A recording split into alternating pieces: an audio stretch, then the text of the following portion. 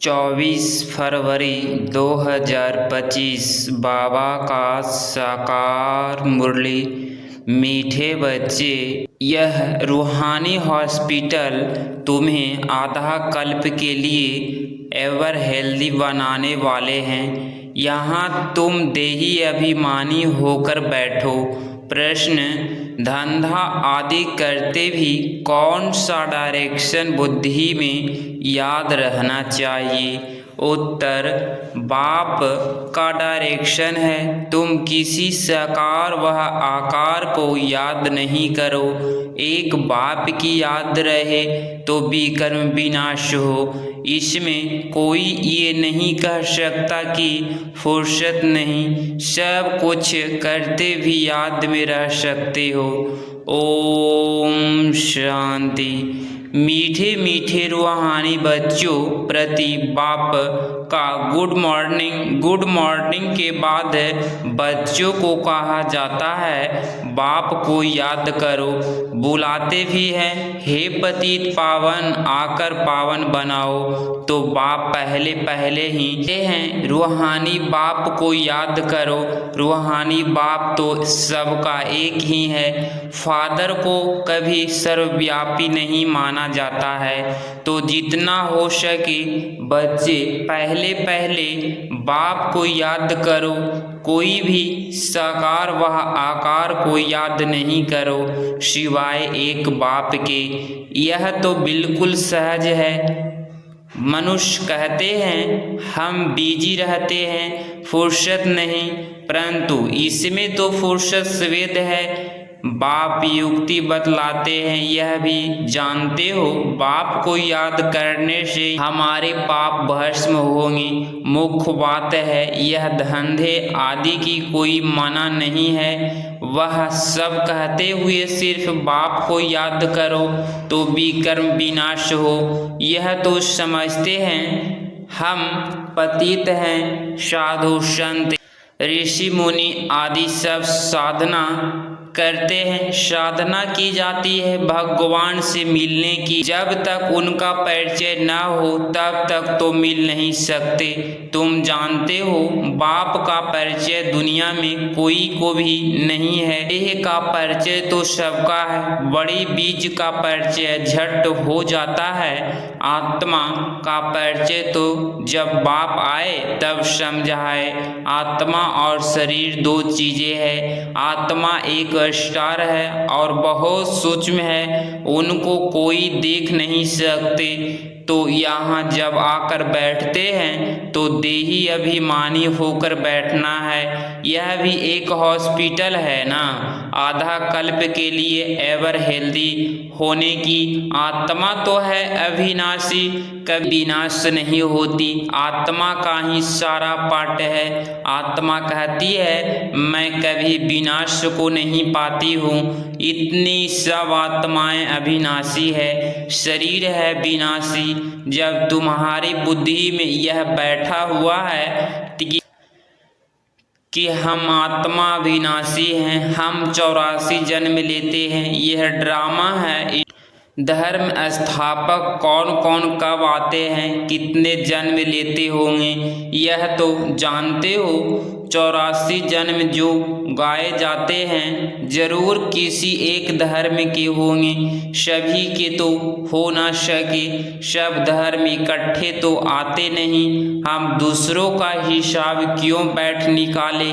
जानते हैं फलाने फलाने समय पर धर्म स्थापन करने आते हैं, उनकी फिर वृद्धि होती है। सब सतो प्रधान से तमो प्रधान तो होने ही हैं। दुनिया जब तमो प्रधान होती है तब फिर बाप आकर सतो प्रधान सतयुग बनाते हैं। अभी तुम बच्चे जानते हो हम भारतवासी ही फिर नई दुनिया में आकर राज्य करेंगे और कोई धर्म नहीं होगा। बच्चों में भी उनको उच्च मर्तबा लेना है। जब जास्ती याद में रहने का पुरुषार्थ करते हैं और समाचार भी लिखते हैं कि बाबा हम इतना समय याद में रहता हूँ, कई तो पूरा समाचार लज्जा के मारे देते नहीं, समझते हैं बाबा क्या कहेंगे, परंतु मालूम तो पड़ता है ना। स्कूल में टीचर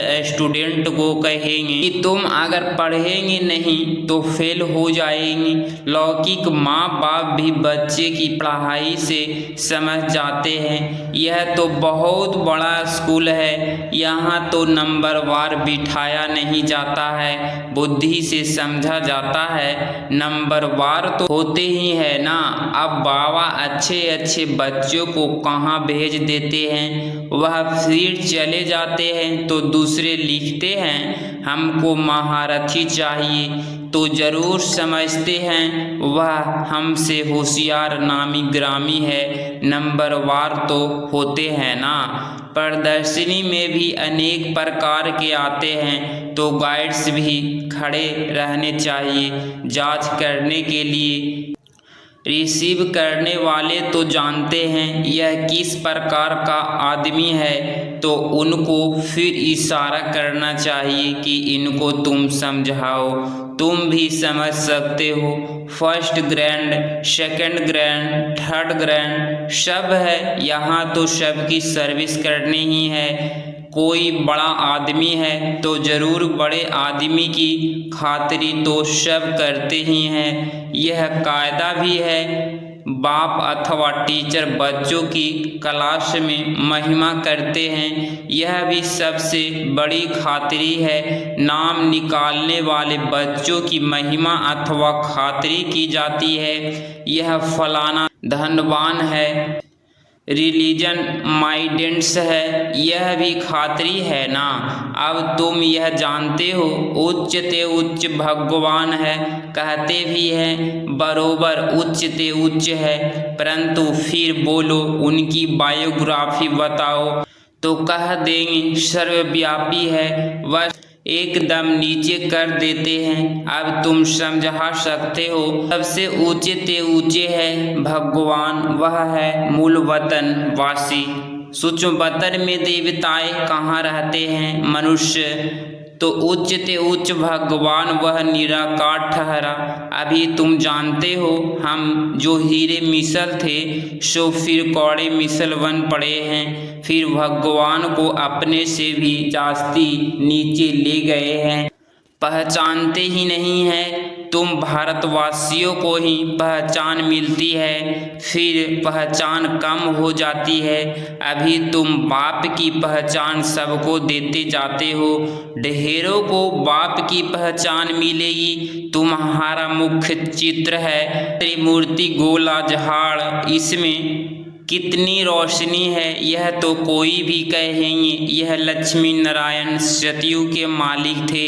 अच्छा, सतयुग के आगे क्या था यह भी अभी तुम जानते हो। अभी है कलयुग का अंत और है भी प्रजा का, प्रजा पर राज्य, अभी राजाई तो है नहीं।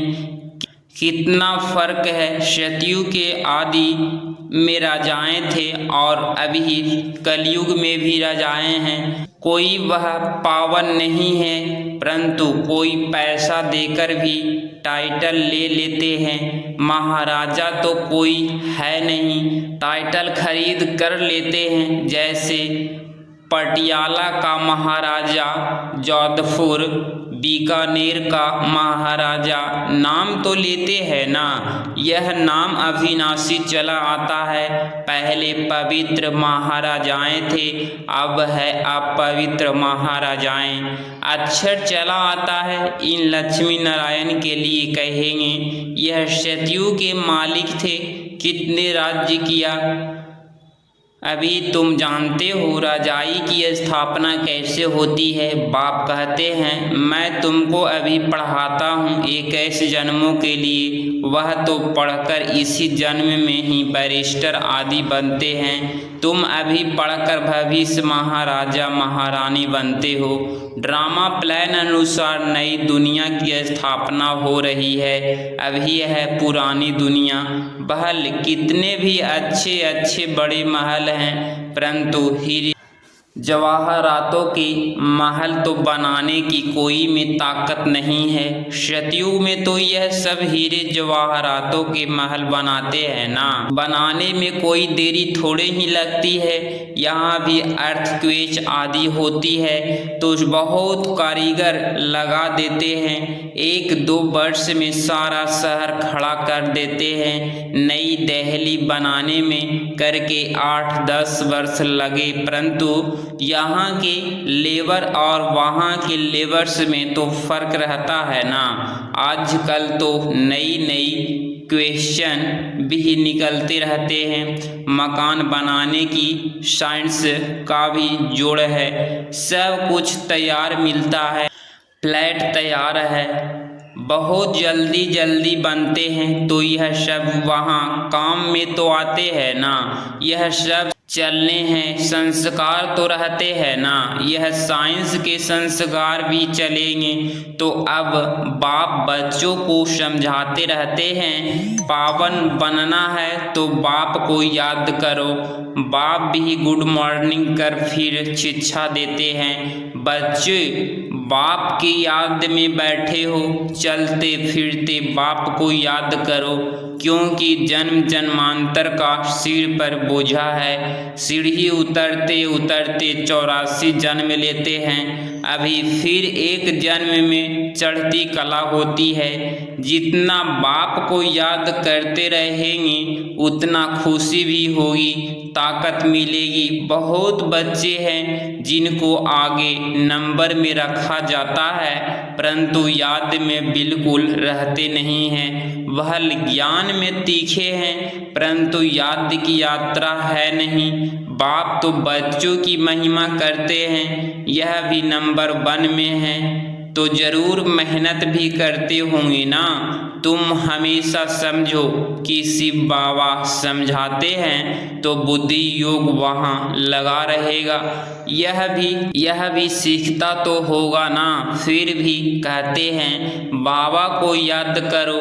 जिसको भी समझाने के लिए चित्र है, भगवान कहाँ भी जाता है निराकार को वह आकर शरीर धारण करते हैं। एक भगवान के बच्चे सब आत्माएं भाई भाई है, अभी इस शरीर में विराजमान है, अभी अकाल मूर्त है। यह अकाल मूर्त आत्मा का तख्त है, अकाल तख्त और कोई खास चीज नहीं है, यह तख्त है अकाल मूर्त। यह कुटी के बीच में आत्मा विराजमान होती है, इसको कहा जाता अकाल तख्त। अकाल तख्त अकाल मूर्त का आत्माएं सब अकाल है, कितनी अति सूक्ष्म है। बाप तो है निराकार, वह अपना तख्त कहाँ से लाए। बाप कहते हैं मेरा भी यह तख्त है, मैं तख्त का लोन लेता हूँ। ब्रह्मा के साधारण बूढ़े तन में अकाल तख्त पर आकर बैठता हूँ। अभी तुम जान गए हो सब आत्माएं का यह तख्त है। मनुष्य की ही बात की जाती है, जानवरों की तो बात नहीं। पहले जो मनुष्य जानवर से भी बदरत हो गए हैं वह तो सुधरे। कोई जानवर की बात पूछे, बोलो पहले अपना तो सुधार करो। सतयुग में तो जानवर भी बड़े अच्छे फर्स्ट क्लास होंगे, कीचड़ा आदि कुछ भी नहीं होगा। किंग के महल में कबूतर आदि का कीचड़ा हो तो दंड डाल दे, जरा भी कीचड़ा नहीं। वहाँ बड़ी खबरदारी रहती है, पहरे पर रहते हैं, कभी कोई जानवर आदि अंदर घुस न सके। बड़ी सफाई रहती है। लक्ष्मी नारायण के मंदिर में भी कितनी सफाई रहती है। शंकर पार्वती के मंदिर में कबूतर भी दिखाते हैं तो जरूर मंदिर को भी खराब करते होंगे। शास्त्रों में तो बहुत दंत कथाएं लिख दी है, अभी बाप बच्चों को समझाते हैं, उसमें भी थोड़े हैं जो धारणा कर सकते हैं, बाकी तो कुछ नहीं समझते। बाप बच्चों को कितना प्यार से समझाते हैं, बच्चे बहुत बहुत मीठे बनो, मुख से श्वेत रत्न निकलते रहे। तुम हो रूप बसंत, तुम्हारे मुख से पत्थर नहीं निकलने चाहिए। आत्मा की ही महिमा होती है। आत्मा कहती है प्रेसिडेंट हूँ, फलाना हूँ, मेरे शरीर का नाम यह है। अच्छा, आत्माएं किसके बच्चे हैं? एक परमात्मा के। तो जरूर उससे वर्षा मिलता होगा। वह फिर सर्वव्यापी कैसे हो सकता है? तुम समझते हो, हम भी पहले कुछ नहीं जानते थे, अभी कितनी बुद्धि खुली है। तुम कोई भी मंदिर में जाएंगी, समझेंगी यह तो सब झूठे चित्र है। 10 भुजाएं वाला हाथी की सूंड वाला कोई चित्र होता है क्या? यह सब है भक्ति मार्ग की सामग्री। वास्तव में भक्ति होनी चाहिए एक शिव बाबा की, जो सबका सतगति दाता है। तुम्हारी बुद्धि में है। यह लक्ष्मी नारायण भी 84 जन्म लेते हैं, फिर उच्च ते उच्च बाप ही आकर सबको सतगति देते हैं। उससे बड़ा कोई है नहीं। यह ज्ञान की बातें तुम्हारे में है। तुम्हारे में भी नंबरवार धारणा कर सकते हैं। धारणा नहीं कर सकते तो बाकी क्या काम के रहे? कई तो अंधों की लाठी बनने के बदले अंधे बन जाते हैं। गौ जो दूध नहीं देती तो उसे पिंजड़पुर में रखते हैं। यह भी ज्ञान का दूध नहीं दे सकते हैं। बहुत है जो कुछ पुरुषार्थ नहीं करते, समझते नहीं कि हम कुछ तो किसका कल्याण करें। अपनी तकदीर का ख्याल ही नहीं रहता। बस जो कुछ मिला सो अच्छा। तो बाप कहेंगे इनकी तकदीर में नहीं है। अपनी सतगति करने का पुरुषार्थ तो करना चाहिए। देही अभिमानी बनना है। बाप कितना उच्चते उच्च है, और आते देखो कैसे पतित दुनिया पतित शरीर में है। उनको बुलाते ही पतित दुनिया में है। जब रावण दुख देते हैं तो बिल्कुल ही भ्रष्ट कर देते हैं, तब बाप आकर श्रेष्ठ बनाते हैं। जो अच्छा पुरुषार्थ करते हैं वह राजा रानी बन जाते हैं। जो पुरुषार्थ नहीं करते वह गरीब बन जाते हैं। तकदीर में नहीं है, तकबीर कर नहीं सकते। कोई तो बहुत अच्छी सर्विस करते हैं। अच्छा, मीठे मीठे सिकिलधे बच्चों प्रति माता पिता बाप दादा का याद प्यार और गुड मॉर्निंग। रूहानी बाप की रूहानी बच्चों को नमस्ते नमस्ते। धारणा के लिए मुख्य सार पॉइंट नंबर 1, रूप बसंत बन मुख से श्वेत रत्न निकलते हैं। बहुत बहुत मीठा बनना है, कहीं भी पत्थर कटु वचन नहीं निकालना है। पॉइंट नंबर 2, ज्ञान और योग में तीखा बन अपना और दूसरों का कल्याण करना है। अपनी उच्च तकदीर बनाने का पुरुषार्थ करना है। अंधों की लाठी बनना है। 24 फरवरी 2025 का वरदान संतुष्टता द्वारा सर्व से प्रसन्नता प्राप्त करने वाले सदा प्रसन्नचित्त भव। स्पष्टीकरण, संतुष्टता की निशानी प्रत्यक्ष रूप में प्रसन्नता दिखाई देगी, और जो सदा संतुष्ट व प्रसन्न रहते हैं उनकी हर एक प्रसन्नता अवश्य करते हैं। तो प्रसन्नता से ही प्राप्त कर सकते हो। इसीलिए सदा संतुष्ट और प्रसन्न रहने का विशेष वरदान भी लो और औरों को भी दो, क्योंकि इस यज्ञ की अंतिम आहुति सर्व ब्राह्मणों की सदा क्षमता है। जब सभी सदा प्रसन्न रहेंगे तब प्रत्यक्षता का आवाज गूंजेगा, यथार्थ विजय का झंडा लहराएगा। स्लोगन, डायमंड बनाने का मैसेज देना ही डायमंड जुबली बनना है। अव्यक्त इशारे, एकांत प्रिय बनो, एकता और एकाग्रता को अपनाओ। एकांतवासी बनना, यथार्थ चारों ओर के वाइब्रेशन से परे चले जाना। कई ऐसे होते हैं जिन्हें एकांत पसंद नहीं आता, संगठन में रहना, हंसना बोलना ज़्यादा पसंद आता, लेकिन यह हुआ बाहर मुख्यता में आना। अभी अपने को एकांतवासी बनाओ। यथार्थ सर्व आकर्षण से, यथार्थ सर्व आकर्षण के वाइब्रेशन से अंतर्मुख बनो। अब समय ऐसा आ रहा है जो यही अभ्यास काम में आएगा।